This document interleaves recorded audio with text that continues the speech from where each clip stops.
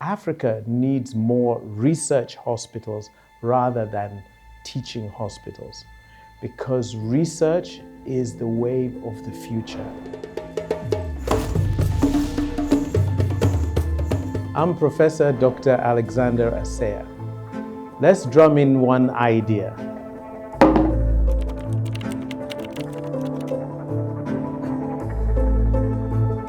Translational medicine composes of taking publications, scientific findings, all the way from discovery from the bench to the bedside, and after the bedside to commercialization. Stem cells is a great example I'd like to share, because stem cells are known as cells that are very special. Not only can they multiply themselves, but they can also become specialized cells, like a bone cell. They can become lung cells, they can become blood cells, all types of cells.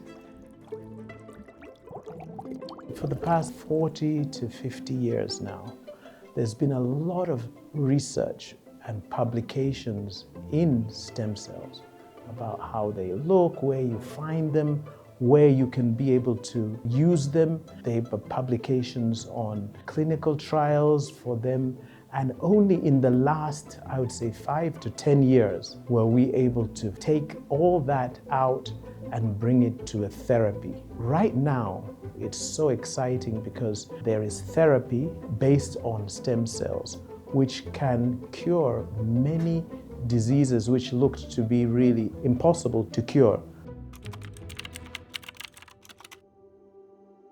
What usually makes translational medicine fail is a lack of commitment, I would say, by the investors to invest that early money in startup companies. So the startup phase is really very critical, because these researchers who have published and who have really done a lot of work now come up and say, okay, we have this great idea. We would like to take it out of the bench, which is the lab, to now the bedside. Now, doing clinical trials is one of the first steps to commercializing your product. But clinical trials is hugely expensive, and so you really need a lot of investors' money to put in. You need regulatory organizations to be able to control that the patients are being treated well and that statistics are followed. Then after that, once you've proven in clinical trials in humans that your drug is safe and efficacious, now comes the commercialization part, where you have to make it into a drug, a tablet form, or parenterals like injectables. That is, you can see the long haul.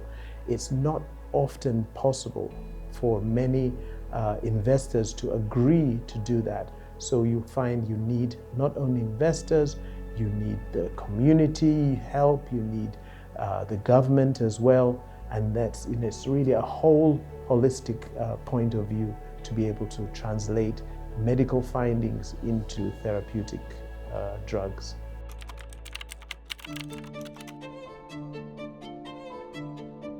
What makes people assume that Africa has not advanced in medicine or biomedical science is our lack of documentation. Our inability to document makes it look as though we haven't made many discoveries. And yet, I'm sure if you go to the libraries of Timbuktu, there are 1,000-year-old documents showing how they were doing cesarean sections, brain surgery, and others. But coming back to our present day, we need our doctors to document what they see in their day-to-day clinics. We need the herbalists to not be too worried about their inventions being stolen. Documentation is really key, and that will be the way to the future.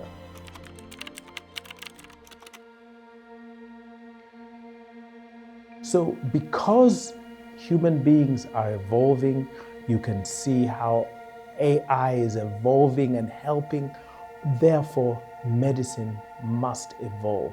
Research must evolve, and the different ways of learning and the different ways of translating these findings are really key, because if you don't evolve, the others will leapfrog and pass you by. Make sure we are at the forefront of all inventions. Take everything as it is, but we are going to be on the forefront.